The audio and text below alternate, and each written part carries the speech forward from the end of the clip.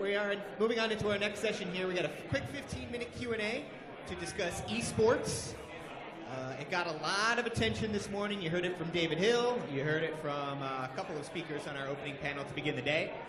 Esports is huge. Apparently, it's going to be the next big thing. We've been hearing it for a long time. So we've got a really great opportunity for a Q&A here with Rob Mikulicka from ESL. He's Director of Operations there. So he's someone who's actually down in the trenches, figuring out how esports is going to be broadcast to these millions of viewers in the future. So Rob, thanks for being here, first off. Appreciate having me.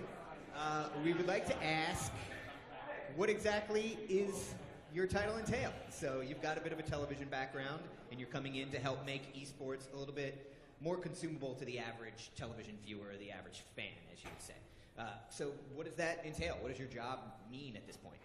So my job as Director of Operations is basically your normal live television production role in terms of operations-wise, where we do all the fun stuff from hotels, flights, catering, the most thankless one of them all, and also hiring the crew, making schedules, being the adult supervision. What I also took on, which I didn't realize at the time, was the difference between what I did at NBC and what I'm doing here is that we're also putting on the event. So at NBC, we would be there. The hockey game was going to happen whether we were there or not. We were there to cover it. Here, we actually put on the hockey game, make the rules, and that's so. It's been a challenge, but it's been one I've welcomed. So we've kind of been hearing about this convergence of in how esports is broadcast, and that there's those in the esports world who firmly believe like, hey, this has been a community that's been here for a long time. It's grown digitally on platforms like Twitch and YouTube. We know how we like to watch esports. You don't have to come in and overproduce it. We like it relatively, there's a lot of major tournaments or even just Twitch events where basically all you see is the screen, and maybe in the corner you see the player who is maybe giving a little bit of a commentary. So how are you at ESL kind of bringing your expertise of television production and helping kind of meet in the middle somewhere and say, hey, guys, there's actually a real high ceiling here where we can make this an even better show for you to watch? Yeah, I've become a bit of a salesman in that respect, where we've had to educate the esports world that it's very much a television broadcast, whether it's streaming or whether we actually put it on television. If you think of like the lifespan of a human, esports is like barely going through puberty right now. I mean, it's very young. So there are lots of things that, they have all the right pieces. They have a host, they have an analyst, they have color. The people they bring in are former players or former coaches. So they have all the right pieces in place. We're the ones there just to kind of drive it, because it's just a matter of time before we're going to be seeing it. And some networks, E-League, have already started to do this.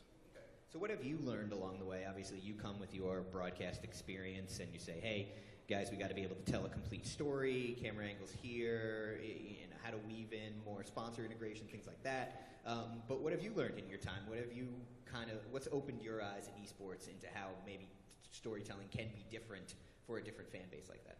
Well, quite frankly, this is the way to speak to millennials. We've been, that's the age-old question now, and we're trying to figure it out, and it's absolutely the way to speak to millennials. So I think that's something that traditional television can learn from, because instead of these events being more of like your 2 or 3 hour basketball game, these are 8 hours a day for 2 or 3 days.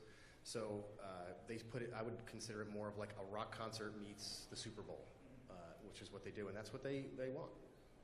Were you a gamer at all? Not at all. I stopped at about Sega when Sega Genesis came out. So no Sonic tournaments are going on. Right. But I'm learning a lot. My friends and family don't recognize me anymore. I say things that they never thought they'd ever hear me say. So the thing I find interesting is that we the industry kind of throws like this catch-all term called esports on this, when really there's a dramatic difference from an RPG versus a fighting game versus a sport as esports, like we'll see with the NBA 2K League. They're all dramatically different productions. So what have you kind of gotten experience with, and what are some of the big games that ESL has tried to push forward? ESL is the largest partner for Counterstrike Global Offensive, or CSGO. First-person shooter kind of game. First-person shooter, very basic. It's terrorist versus anti-terrorist. The terrorist has to plant the bomb. The anti-terrorist has to stop it. Good, clean fun. Yeah, and but if you kill all your opponent's guys, you win. So it's very simple. But there's some other games which I'm still learning. Forgive me, but to me it just looks like, you know, a bunch of wizards spinning around shooting lasers at each other. But there's a very specific, you know, market for that for people, and a lot of people love it. And some of those games that I joke about, you know, millions of people are watching, and they're having multi-million-dollar tournaments for.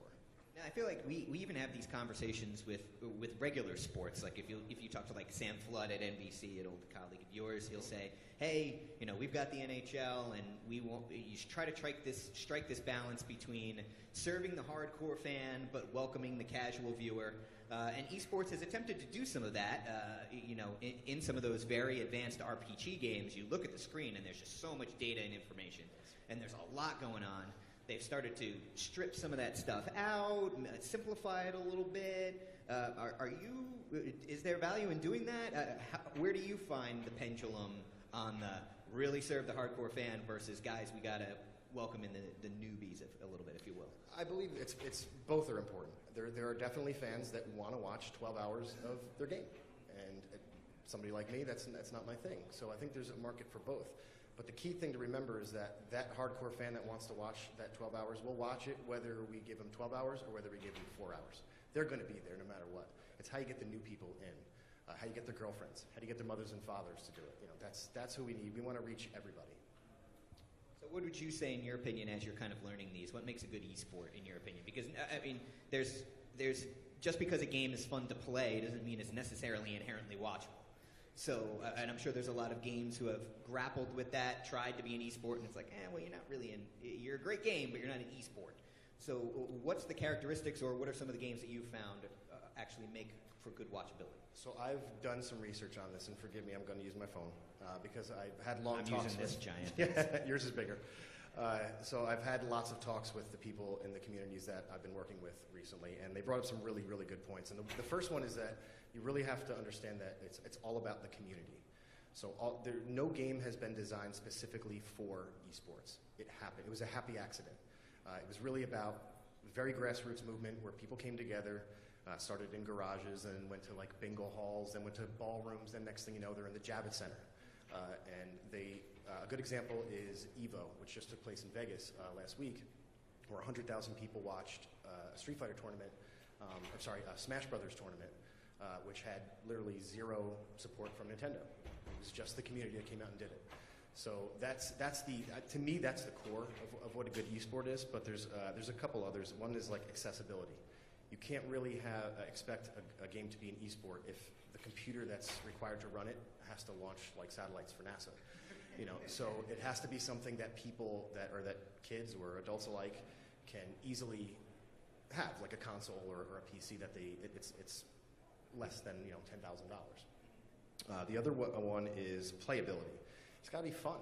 I played basketball growing up, but I knew I wasn't going to make it to the NBA at some point. But I still go to basketball games because I can still, at the end of the day, go back after the game and go shoot hoops with my friends and still have the fun. So you really got to kind of have them wanting to do that. The other one is, and the last, and probably the most controversial within esports, is the competitive depth. We can go back and forth on this for forever. We don't have enough time, clearly, to do that. But it's the players really like when the games are like impossible to be perfect at. They like the fact that they can always get better. So in South Korea, where StarCraft 2 is a national sport, an actually recognized national sport, the players love that they can always try to top each other. They can always get better. They do actions per minute. I think it's actions per minute or actions per second. These people are up to like 300 to 600 actions per minute, which if you think about, you can't even like fathom how fast their fingers move, and one wrong move is it. So I think competitive depth is the final part of what makes a good esport. Me personally, I like the fighting games. I like the easy ones that I can just walk out of a room, walk back in, and I know exactly what's going on. You can see the energy bar, and this Exactly. guy's clearly winning, and he won. Exactly. Sports games, I'll take them too. Sure. Yeah, well, the sports game, as sports as an esports, is interesting, is because the sports video games and the television production relationship has already been there for a long time. You've seen that, like, the games are designed in a way that it looks like you're watching a television broadcast. And so many of the things that video games have done have heavily influenced what happens on a television broadcast. They'll put the Skycam right behind the 50-yard line now, and that's because Madden made that a enjoyable angle to watch football from. what do you think of the leagues like the NBA 2K League? Like, that's probably a very different conversation of whether it'll be successful.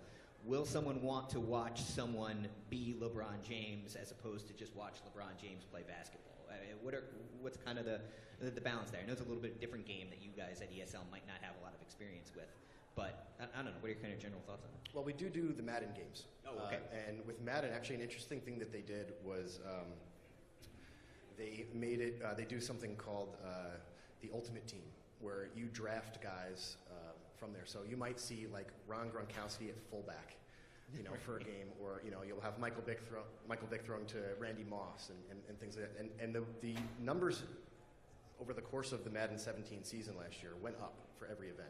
So I think absolutely there is a market for that, because the way that they're doing these broadcasts now make it like you're watching football. And that's something you'll hear people talk about, especially the people that don't really know about this world, and say, check this out, it's on Twitch today. And they'll say to me, I felt like I was watching a real game. And my father, Bob Mikulicka, if I get the Bob Mikulicka stamp of approval saying that I was actually interested and watched the whole thing, then I know that we are onto something. It's just a quiet tear. He can your approval, Dad. He can find something wrong with winning the lottery. So, yeah. One of the things that's been happening that I've found very interesting is that the game developers are building tools within games to make the job of broadcasting them easier for you. And that's something that if I just purchased the game and went home and played it, it's a functionality that I've never seen, but it makes it for a more watchable product. What's some of the stuff that you guys have done, or some of the tools that you've seen introduced to you that you thought, all right, that helps me tell a better story? The biggest one is the spectator or observer mode, which not every game has, but a lot of the esports games have. So basically what the spectator or observer mode is, it's a third-person point of view of what's happening. So I'll use Counterstrike as an example, where it's the terrorists versus the anti-terrorists, and they throw smoke grenades.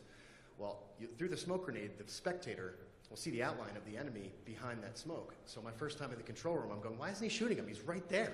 Like, shoot him. Get him. The players don't see that. So it's something really cool, and it also helps you appreciate how incredibly skilled some of these players are, where they're at a headshot. They'll be ducking back and forth behind a wall and have a headshot just lined up the entire time. So the spectator mode has been a huge advantage for the esports world. So how have you crewed broadcasts like this? We still hear this about soccer, where people say, there's not enough people. I mean, it's getting better now, don't get me wrong. Producers, directors, camera operators that have a ton of experience in elite level soccer. I can't imagine there's a ton of directors that know how to cut and call cameras on a Counterstrike production. So how difficult has that been, and have you been able to develop talent that knows how to tell a story where, as you said, so many of these games, it's just kind of chaos going on, and you need to help create some kind of a linear story that can be followed by the viewer at home. So how are you crewing and finding talent or training talent to do this? It's very tough. Right. I mean, talent-wise, we haven't had too much of a problem, because, again, it's a lot of ex-pros, ex-coaches, and things like that. For getting into game and getting out of game, the actual show and the analysts and stuff, that any traditional sports director can do that, whether they know the game or not. It's obviously very helpful to know the game, but the interesting thing that I learned in esports was the position called the observer. So when they're in game and it's switching to all different points of the map or different battles, that's by somebody controlling, like in-game part of this observer mode is they are actually like directing and the camera op for that. So those are actually people that know the game inside and out, and that is not too hard to find. Those people are, they will jump for joy, and I won't even tell you the rates some of them will work for to do it. They're very excited to do it, and I would never admit it in public. I bet. We got a tight window here, but we would like to get maybe a question or two if anyone has one in the audience. Okay. I'm a tourist. There is a mic coming. There's a couple of them here in front. Thank you, Marty.